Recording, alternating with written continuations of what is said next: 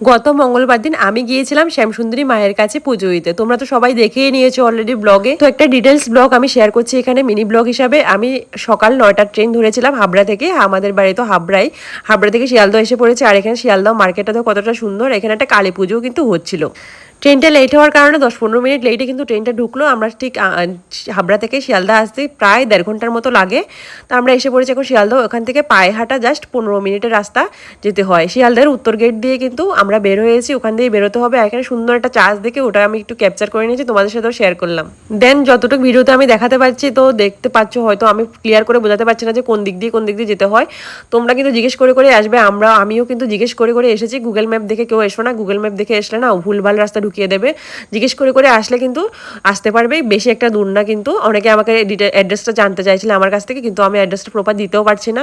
তো আমরা তো চলে এসেছি এখন মন্দিরের ভিতরে একদম মন্দিরের ভিতরে। দেখো আমরা যখন গিয়েছিলাম প্রায় 11:40 কে 11:30 বাজে, তখন কিন্তু অতটা লাইন ছিল না।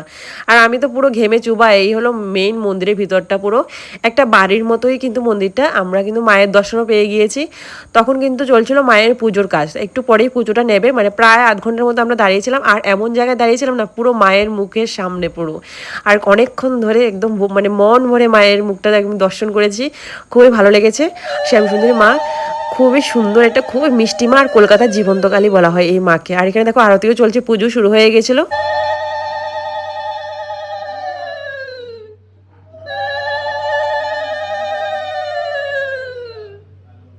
ও তোমাদের একটা কথা বলি, এই পুরোহিতটাই কিন্তু বলে দিয়েছে মাইকে যে এখানে নাকি পাথর সরানো হয় আর নবগ্রহের পুজো করানো হয়। যা পুজো করা হয়, যাদের গ্রহ পুজো করতে বাড়িতে পারো না গ্রহ পুজো করতে, তারা এখানে যদি 28টা শনিবার পরপর যদি মায়ের দর্শন করো, মাকে পুজো দাও, তাহলে কিন্তু গ্রহদোষ কেটে যায়। এখানে চালকলার প্রসাদ দিচ্ছে সবাইকে। মায়ের তো মেইন প্রসাদ হলো চালকলা। আর এখানে একটা পদ্মফুলও কিন্তু পেয়ে গেছিলাম, এটা বাড়ি নিয়ে আসার জন্য দিল আমাকে। এখানে এবার বসে চালকলাটা আমি প্রসাদটা খাবো, আর এখানে বসে একটু রেস্ট নেব। এখানে বসে থাকবো। বাইরে গেলে কিন্তু আমি ভোগ প্রসাদটা পাবো না। ভোগ প্রসাদটা কিন্তু দিয়েছে 4টে বাজে, প্রায় 4টের সময় ভোগ প্রসাদটা দিয়েছিল। সমগ্র রূপায় কারুণ্য হৃদয়ায় স্ত্রী সহিতায় ওম নমো নারায়ণ।